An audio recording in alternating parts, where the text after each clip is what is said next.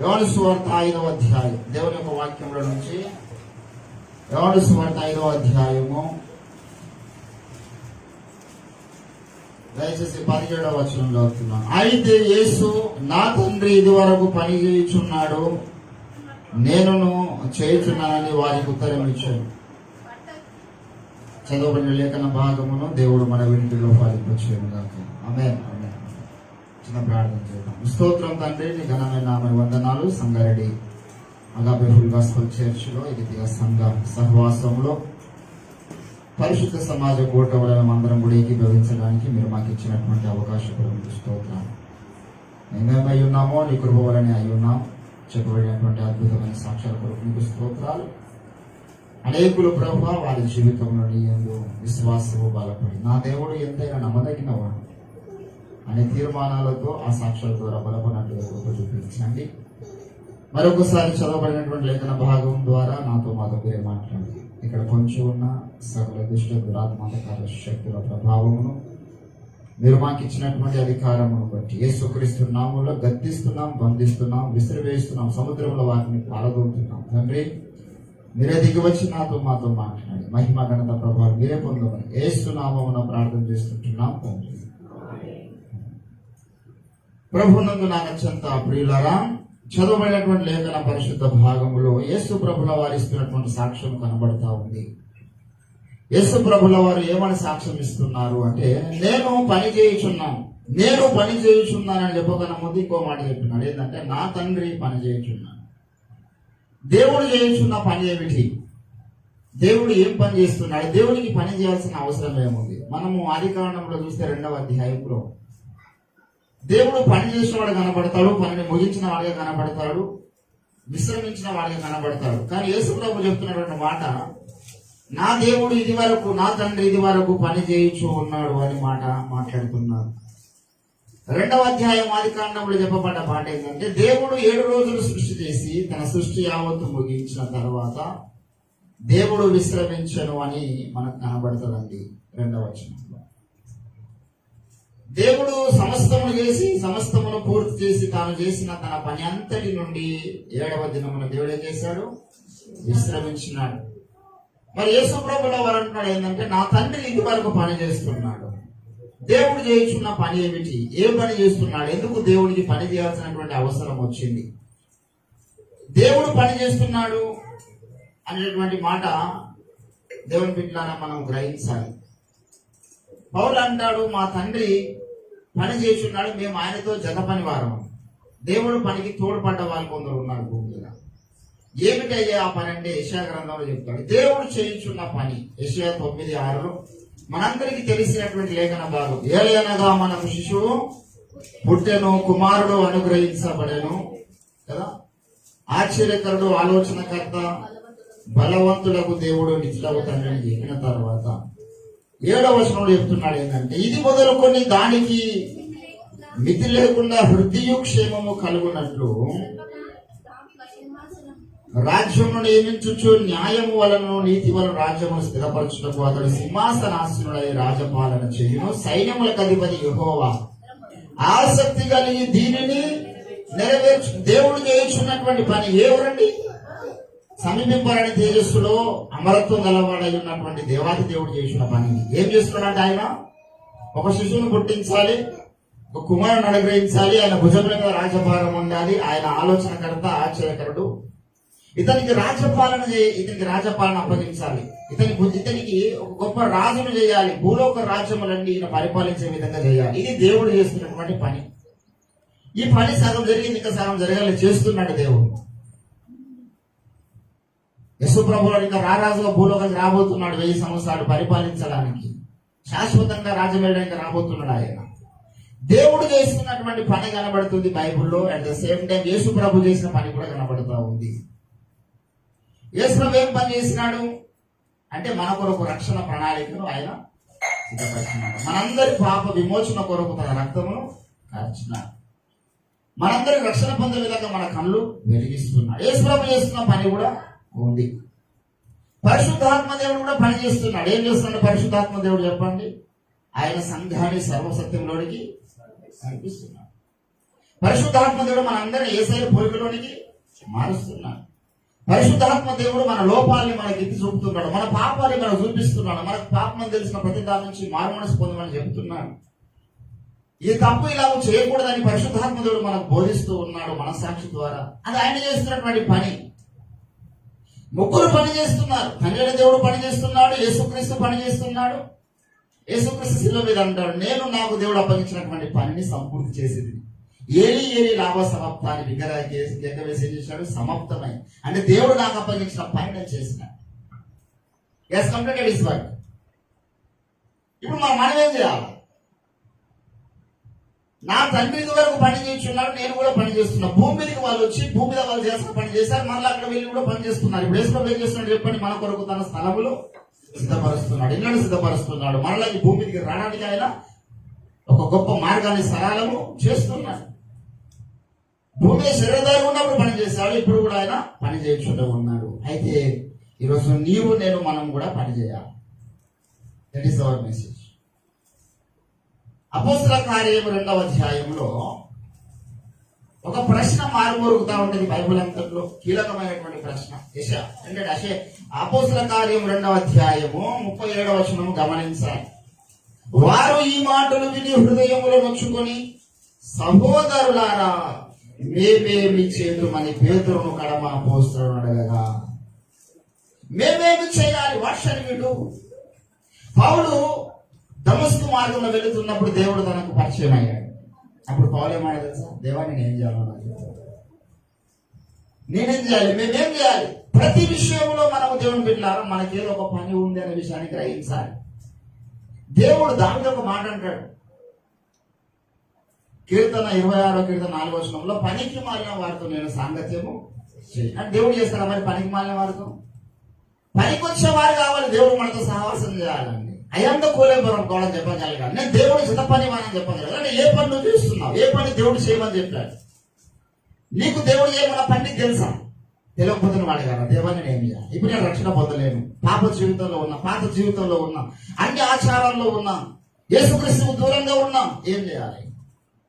మీరు మారు మనసు పొంది యేసుక్రీస్తు నామమున బాప్తిసం. అదే నీ పని. అంతవరకు నీ పని అంతవరకు. లేకపోతే దర్శన అర్థంలోకి వెళ్ళిపోతావు. బాప్తిసం పొందిన తర్వాత నీ పని ఏమిటి అంటే పరిశుద్ధాత్మ చేత నింపబడాలి. That is your work. After getting the anointing what shall we do? అంటే ప్రతి స్టెప్ లో ప్రతిరోజు నువ్వు అడగాలి, దేవా నేనేం చేయాలి? దేవుడు చాలా సార్లు మాట్లాడాడు బైబిల్లో. మత్తయి సువార్త 9వ అధ్యాయము 37వ వచనంలో, కోత విస్తారంగా ఉంది కానీ ఎవరు లేరంట దేవుడికి. పనివారు లేరు. చాలా మంది ఉన్నారు కానీ పనికొచ్చే వాళ్ళు ఎంతమంది? ఈరోజు దేవుడికి పనివారు కావాలి. Harvest is ready, the labour is few. ఈరోజు దేవుని బిడ్డలారా, నీవు నేను దేవునికి పనికొచ్చే పాత్రలుగా తయారు కావాలంటే ఏం చేయాలి? యజమానుడు వాడుకొనుటకు అర్హమైన పాత్రలుగా అంటాడు తిమోతికి రాసినటువంటి పత్రికలో. దేవుడు నిన్ను వాడుకోవాలని ఇష్టపడాలి అంటే నీ జీవితంలో కొన్ని కీలకమైనటువంటి కార్యాలు జరగాలి. తిమోతికి రాసినటువంటి 2వ పత్రిక 2వ అధ్యాయము 20వ వచనంలో 21, ఎవడైనా వీటిలో చేరక తన్ను తాను పవిత్రపరచుకునేలా వాడు పరిశుద్ధపరచబడి యజమానుడు వాడుకుంటకు అర్హమైన ప్రతి సత్కార్యములకు పూర్ణంగా సిద్ధపడి ఉన్నాయి. అంటే దేవుడు వాడుకోవాలి. వీళ్ళు ఇక్కడ వాడుకోవచ్చు. నా యొక్క పరిచర్యలు, నా ఇంటిలో ఈ స్థలంలో వీళ్ళు పనికొస్తాడు. దేవుని ఇంటిలో మనం ఏ స్థలంలో పనికొస్తాం అనుకున్నాం? దేవుని ఇంట్లో చాలా పనులు ఉన్నాయి. వంట చేసే పనులు ఉంది అనుకో, కార్పెంటర్ వర్ష పనులు. మన ఇంట్లో ఎన్ని పనులు ఉంటాయి, మరి దేవుని ఇంట్లో ఎన్ని పనులు ఉన్నాయి? ఇప్పుడు నా పనివారు కావాలని దేవుడు చూస్తున్నాడు. పని చేసేవాడు ఎప్పుడు కూడా, ఒకరికి దేవుడు 10 తలాంతులు ఇచ్చాడు, ఒకరికి 5 తలాంతులు ఇచ్చాడు, ఒకరు 1 తలాంతు ఇచ్చినాడు. ఈ 1 తలాంతు ఇచ్చినాడు ఏంటి చెప్పండి? 10 తలాంతులు తీసుకుపోయినాడు, 20 తలాంతులు చేస్తాడు, 5 తలాంతులు 10 చేస్తాడు. కానీ 1 తలాంతు తీసుకున్నాడు ఏం చేస్తాడు? దాని అట్లనే భూమిలో కప్పెట్టినాడు. ఎందుకు కప్పెట్టినాడు పాప అంటే వాడు ఏం చెప్తున్నాడు? పని చేయడం చేతగాక. ఏంటండి? మత్తయి సువార్త 25వ అధ్యాయంలో మనకు ఆ మాటలు కనబడతా ఉంటాయి. మత్తయి సువార్త 25వ అధ్యాయము దయచేసి 24వ వచనములో, అతడు ఒక తలాంతును తీసుకున్న వాని యొద్దకు వచ్చి ఏమంటున్నాడు? అయ్యా, నువ్వు విత్తని చోట పోయివాడవును, పంట కూర్చుకుని వాడవైనా అట్లున్నవని ఎరుగుదును గనక నేను భయపడి తలాంతి ఇస్తే దాన్ని భూమిలో దాచిపెట్టినంట. అప్పుడు దేవుడు ఏమన్నాడు? ఎంత మంచి పని చేసినారు అనలే. వాడికి పెట్టిన పేరు తెలుసా? సోమరివైన చెడ్డ దాసుడా అన్నాడు. ఎంత డేంజర్ స్టేట్మెంట్ అది. దేవుడు ఒక తలాంతి నీకు ఇచ్చాడు, ఒక ఆలోచన నీకు ఇచ్చాడు, ఒక జ్ఞానం నీకు ఇచ్చాడు, ఒక వయసు నీకు ఇచ్చాడు, ఒక అవకాశం నీకు ఇచ్చాడు. You can do anything for the ministry. నువ్వు దేవుడి కొరకు ఏదైనా చేయగలిగే సామర్థ్యం నీకున్నది, అవకాశాలు నీకున్నాయి, కానీ చేయలేకపోతున్నావు. Where is the fault? What is the reason? అంటే నీలో ఉన్నటువంటి సోమరితనం. దేవుడి కొరకు అందరూ పనికిరారండి. అందుకే సామెతలు 12:27లో ఒక మాట అంటాడు. ఏమంటాడు? మన అందరూ తెలుసు, చురుకుగా ఉండుట గొప్ప భాగ్యము. దేవుడి కార్యాల కొరకు యాక్టివ్నెస్ ఉండాలి. ఇంతకుముందు అందుకే అందరూ అనౌన్స్మెంట్ చేస్తున్నప్పుడు ఇక్కడ రాసిన లిస్టు ప్రకారం సమయానికి ఎవరు లేరన్నారు. అసలు ప్రారంభ ప్రార్థన చేసే వాళ్ళు ఎప్పుడు రావాలి? వాళ్ళ టైం అయింది. ప్రారంభ ప్రార్థన చేసే వాళ్ళ టైం వేరు. నేను చివరి ప్రార్థన కాబట్టి చివరికి వస్తామా? మనం ఏ టైంకే ఇది పెట్టుకున్నామో సంఘార్థన ఆ సమయానికి రావాలి. ఇప్పుడు మా పిల్లలు కొంతమంది గవర్నమెంట్ జాబ్స్ కి అప్లై చేశారు, పంట పోస్ట్. ఆ ఇంటర్వ్యూ పెట్టే టైం పోతారా, లేకపోతే వాళ్ళు పెట్టిన 2 గంటలు లేట్ పోతారా? చెప్పండి. పెట్టిన టైం కూడా ఊరు దానికన్నా 2 గంటల ముందు ఉండాలి. ఒక కోటి విద్యార్థి కూటి కోసం ఒక చిన్న జాబ్ కొరకు 2 గంటల ముందు ఇంటర్వ్యూ కొరకు ఉండాలి. వాడి ఇచ్చేది ఆ గవర్నమెంట్ జాబ్ సంతోషం. దేవుడి దగ్గర మన యొక్క యాక్టివ్నెస్ ఎక్కడ? నువ్వు మిగిలిన కొంచెం నమ్మకం ఉన్నప్పుడు దేవుడికి గొప్ప పని అప్పగిస్తాడు, క్రోధం ఇస్తారా ఉంది. కానీ నువ్వు పని చేసే లక్షణాన్ని నువ్వు ప్రదర్శించాలి. ఇప్పుడు నేను స్వార్థికుని, ఆయన నాటి పాస్టర్, నేను స్వార్థికుని. నాకన్నా గొప్పలు పాస్టర్లు ఉన్నారు, ఇంకా అవతలు ఎంతమంది ఉన్నారు. కానీ ఒక స్వార్థికుడిగా నేను ఎప్పుడు తిరుగుతూ ఉంటా దేవుని పనిలో. అలసిపోం. కొన్నిసార్లు రాత్రంతా ప్రయాణాలు జరుగుతూ ఉంటాయి. నాకు సంతోషం అనిపిస్తుంది. మన జబల్పూర్ వెళ్ళినాం లేనన్న గారు. వెళ్తారు చాలా మంది కలిసాం. వాడు డ్రైవర్ మానుకున్న వాడిని సువార్త చెప్పినాం. ఎక్కడ అవకాశం వస్తే అక్కడ మాకు వచ్చినంత వరకు హిందీలో మేనేజ్ చేస్తూ ఉన్నాం. ఇంకా ఎన్నో ప్రాంతాలకు వెళ్ళాం. ఆశ ఎందుకంటే I'm ready to do the ministry. దేవుని పని చేయాలి. ఆశ ఉన్న ప్రాణాన్ని దేవుడు తృప్తిపరిచేవాడు అయి ఉన్నాడు. దేవుని బిడ్డలారా, నా తండ్రి పని చేస్తున్నాడు, నేను పని చేస్తున్నా, పరిశుద్ధాత్మ దేవుడు పని చేస్తున్నాడు. ఇప్పుడు మీ పని అవసరమైన దేవునికి మంచి సమయం వలె రోడ్డు పక్కన పడిన వాళ్ళ దగ్గరికి వెళ్ళి మనం పరిచయం చేసేటటువంటి పని ఇప్పుడు అవసరమైంది దేవునికి. ఎజ్రా నెహెమ్యాలతో దేవుడు అంటాడు, చెత్త విస్తారం ఉంది. ఎక్కడ? మందిరంలో. ఇప్పుడు పనివారు కావాలి. దేని కొరకు? ఈ చెత్తను ఊడ్చేయడానికి. ఎన్నో స్థలాల్లో మన పని ఉండదండి. ఇప్పుడు నా పని ఒక ప్లేస్ లో ఉండొచ్చు, నీ పని ఒక ప్లేస్ లో ఉంటుంది. నువ్వు పని చేస్తున్న స్థలంలో, నువ్వు ఉన్న ఏరియాలో, మీ ఇంటి పక్కల. ఇప్పుడు మీ ఇంటి పక్కల వచ్చి మీ ఇంట్లో ఉన్న నీ సువార్త చెప్పాను కదా, నువ్వు చెప్పారు. ఇప్పుడు నేను ఎక్కడ వేరే దేశానికి వెళ్ళి చెప్పాలి, అక్కడికి మీరు రాలేకపోవచ్చు. ఒక్కో ప్లేస్ లో ఒక్కొక్క పని ఉంటుంది. నీవున్న ఏరియాలో ఎంతవరకు నువ్వు దేవుని పని చేయగలుగుతున్నావు? ఈరోజు సత్యము అనేటటువంటి తెలియదు చాలా మందికి. ఒక చెత్తను తీసేసి పని దేవుడు మనకు అప్పగించినాడు సమాజంలో. ఆ పనికి మనం ఎంత పూనుకుంటున్నాం?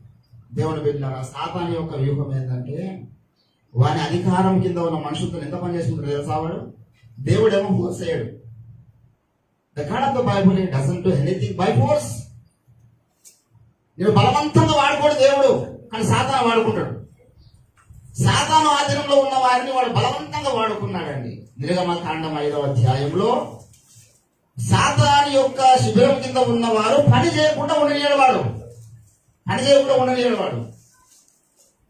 ఏంటండి 5వ అధ్యాయము నిర్గమకాండం, ఎక్సోడస్ చాప్టర్ 5:5. మరియు ఫరో, ఈ జనము విస్తరించి ఉన్నది, తీరికగా నుండునట్లు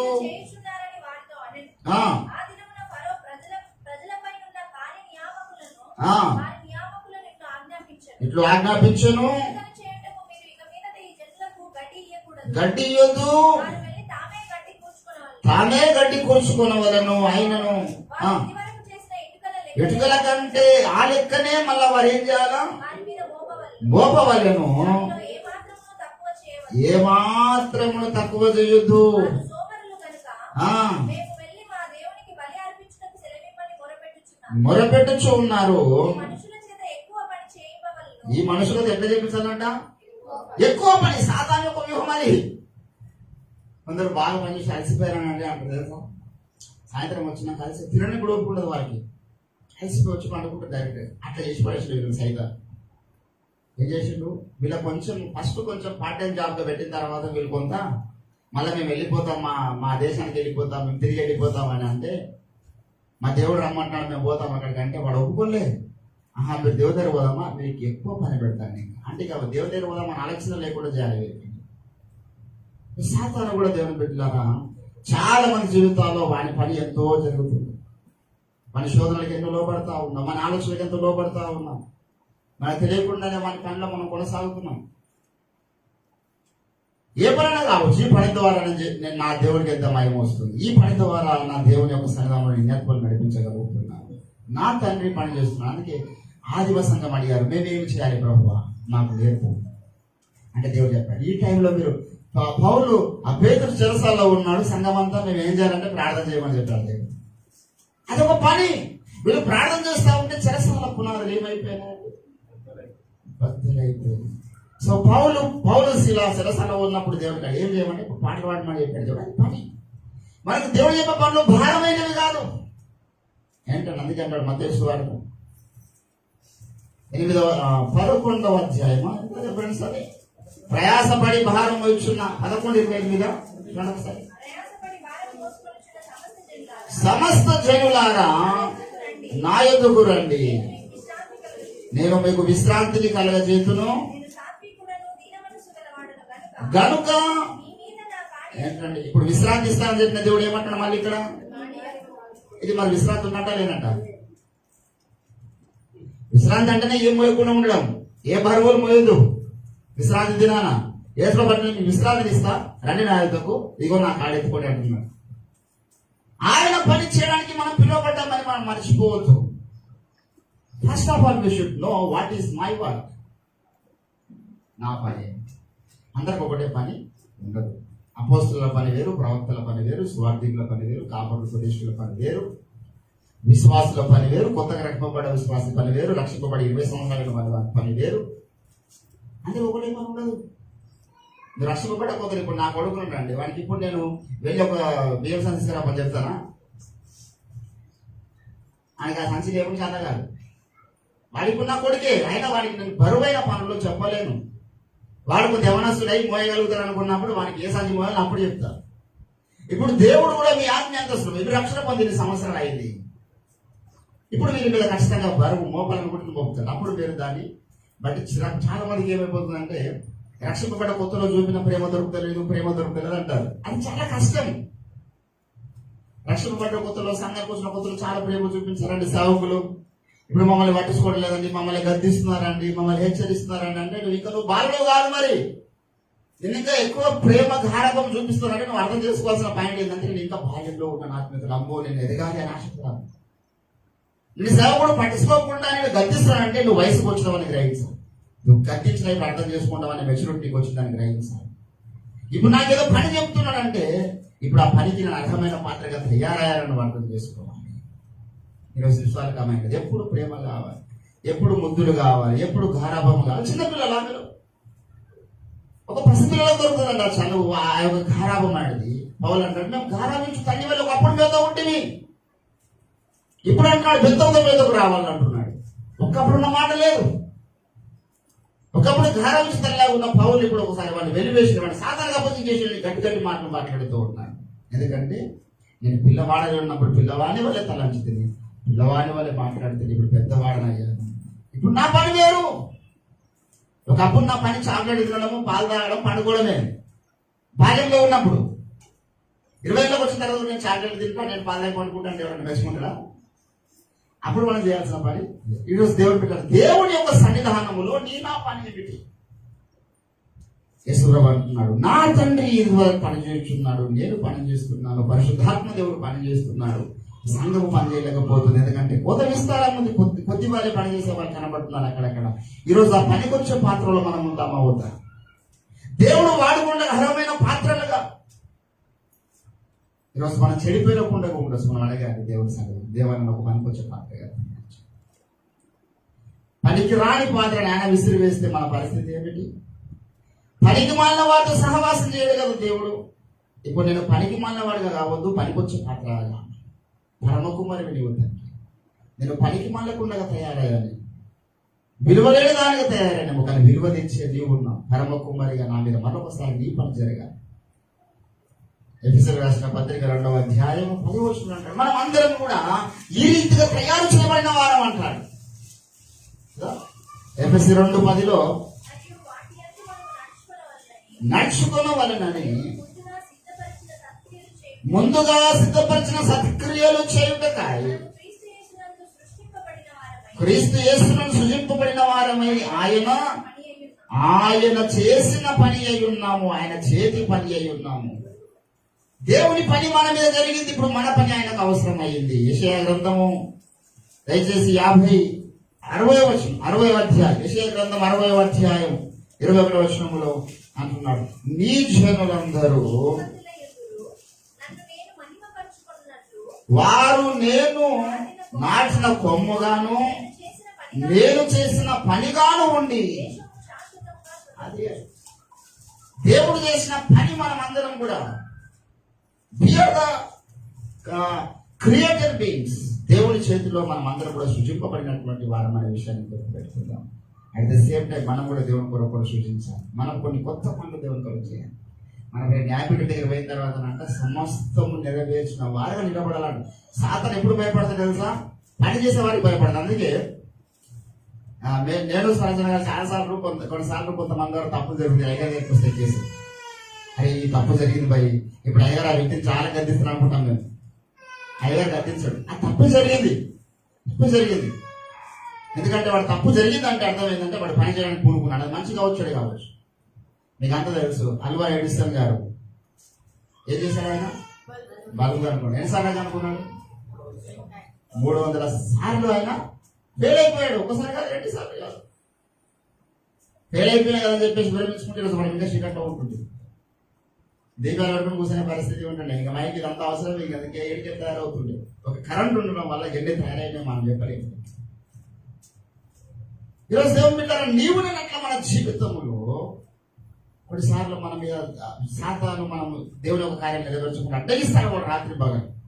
కానీ మనం మాత్రం సమస్తం నెరవేర్చిన వారిగా రావాలి. క్రీస్తుని దేవుడు నాకు ఏమేమి చెప్పాడు అది చేయాలి. అవి కష్టమైనవి కావు, భారమైనవి కావు. దేవుడు మనకు పెట్టినటువంటి బాధ్యత. ఇప్పుడు అపోస్తుల బోధ అది కష్టమైనా, వారం సంఘ సహవాసం రావడం కష్టమా? కొందరికి అదే కష్టం. ప్రార్థన చేయమన్న రోజు కష్టమా? సాతాను చేతితో ఉన్నాడు మాత్రం అన్ని చేస్తా ఉంటాడు. దేవుడి దగ్గర వస్తే మాత్రం వాడు అడ్డగిస్తాడు. సాతాను దగ్గర ఉన్నప్పుడేమో దేవుడు అడ్డగించాడు. వాడు మన ఆధీనంలో ఉన్నాడు, వాడు సాతాను చెర కింద ఉన్నాడు అనుకుంటున్నాడు. కానీ దేవుడి చెర కిందకి వచ్చిన తర్వాత సాతాను వదిలిపెట్టాడు. వాడు ఇంట పడుతూ ఉంటాడు మరలా మన దగ్గరికి రావడానికి. అందుకే మనం ఎప్పుడు కూడా be active in the field. మనం ఎప్పుడు కూడా దేవుని యొక్క పనిలో నిమగ్నం అయి ఉంటే మన దగ్గరికి సాతాను రాడు. ఒకవేళ మన ద్వారా తప్పులు జరగవచ్చు, దేవుని పనిలో జరిగినా దేవుడు క్షమిస్తాడు. ఎందుకంటే వాడు పని చేస్తున్నాడు. తప్పు జరిగింది, అలవై జరిగింది. వాడు ప్రయత్నం చేస్తా ఉంటే ఒకసారి కూడా తప్పు చేయకుండా నా పని చేయగలుగుతాడు అనుకుంటాడు దేవుడు. ఈరోజు నీవు నేను మనం అందరం కూడా మన కొరకు కోతం ఇస్తారని ఉంది.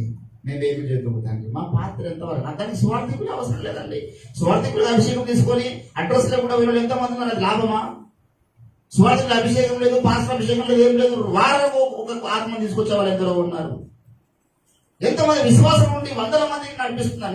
నేను అసలు స్వార్థికుల అభిషేకం తీసుకోగలమంటే 60 మంది నడిపించాను నేను దేవుడి దగ్గర. 60 మందికి బాప్టిజం ఇప్పించిన. బీయింగ్ ఏ బిలీవర్, నేను అప్పుడు ఇంకా సేవకుని కాదు. అలా అందరి పని అది. మన అందరి యొక్క పని ఏంటంటే మనం ఎప్పుడు కూడా దేవుడి యొక్క పనిలో దేవుడి చెంతకు అనేకులు నడిపించడానికి ఏం చేస్తే బాగుంటుంది. దేవుని బిడ్డలారా, ఈరోజు నీవు నేను మనం చేస్తున్న పనిని బట్టి మందిగా సాతాను దాడులు జరుగుతూ ఉంటాయి. అందుకే మన దేశాల్లో ఒక్కొక్క జంతువులు చంపడానికి ఒక్కొక్క ఆయుధం వాడతారు. అన్ని జంతువులకు ఒకటి ఆయుధం వాడరు. మన కుక్కను కొట్టడానికి మనం పోయి పెద్ద కత్తి తీసుకొని రావాల్సిన అవసరం లేదు, కర్ర సరిపోతుంది. ఒక పామును చంపడానికి మనం ఇంకేదో పెద్ద పాము తీసుకురావాల్సిన అవసరం లేదు, ఒక కర్ర సరిపోతుంది. ఈరోజు నువ్వు చేస్తున్న పనిని బట్టి నీ మీద సాతాను యొక్క దాడి జరుగుతూ ఉంటాయి. నువ్వు చేస్తున్న పనిని బట్టి దేవుని అభిషేకం జరుగుతూ ఉంటుంది. మారుతూ ఉంటుంది అభిషేకం. మరి వీడు పని చేస్తుంది, వీడికి ఇప్పుడు 700 అభిషేకం వేయాలనుకుంటాడు దేవుడు. వీడు పని చేస్తున్నాడు, ఇప్పుడు వీడు నా పరిశుద్ధాత్మ నడిపించాలనుకుంటాడు. పని చేస్తున్న వాళ్ళ దగ్గరకు వస్తాడు దేవుడు. దేవుడికి పని జరగాలి. ఈరోజు దేవుని బిడ్డలారా, మనం చేయాల్సిన పనులు చాలా ఉన్నాయి. అన్నిటికీ కుదురుబాటు కాలం రావడానికి కూడా మన పాత్ర, మన పని. ఏ ఏరియాలో మన అవసరం ఉందో ఆ ఏరియాలో గుర్తించి మనం పని చేయాలి. కొంత నమ్మిన వారి మధ్యలో ఉంటాం కొనసాగు. వారు అసత్యంలో ఉంటారు, వారి అసత్యంలో నుంచి సత్యం నడిపించాలి. అక్కడ మనం పని మారుతూ ఉంటుంది. అన్ని చోట్ల వెళ్తాం, అక్కడ మన పని మారుతూ ఉంటుంది. అక్కడ ఇవన్నీ పని చేయాలి. అక్కడ ఈశ్వరుడు ఒక రక్షకుడు, రక్తమంది విశ్వాసం ఉంచాలి. ఏమి చేద్దామన్నప్పుడు నాకు బాప్తిసం పొందాలని వారు చెప్పాలి. ఒక్కొక్క స్థానంలో ఒక్కొక్క పని. ఈరోజు నీది నాది వీళ్ళని ప్రభుత్వం మాట్లాడుతున్నాను. ఏ పని నువ్వు చేస్తున్నావు? Where is your work place? చాలా మంది ఎప్పుడు కలిస్తే నేను మా ఊరికి వెళ్ళినప్పుడు చాలా మంది అడుగుతారు, బ్రదర్ ఏం చేస్తున్నాను అని. అర్థమైంది, మనుషుల ప్రతి కూడా ఏదో ఒకటి చేస్తాడు. ఏం చేస్తే గాలి తిరుగుతున్నా చెప్తావా? ఎవరు చెప్పరు. వాడు ఏం చేయనుడైనా వాడు ఏదో ఒకటి చేస్తున్నా చెప్పుకోవాలి. కలిసినప్పుడు అంతే. కనీసం వాడు మొహమాటం చెప్పే పరిస్థితి. ఎక్కడ జాబ్ చేస్తున్నా బ్రదర్ అని అక్కడైతే నేను యూనివర్సిటీలో చేస్తున్న జాబ్ అని చెప్తాను. అది ఏ కంపెనీలో అనుకుంటారు వాళ్ళకి తెలియదు. దేవుని కంపెనీ అని చెప్పాలి తర్వాత మాది.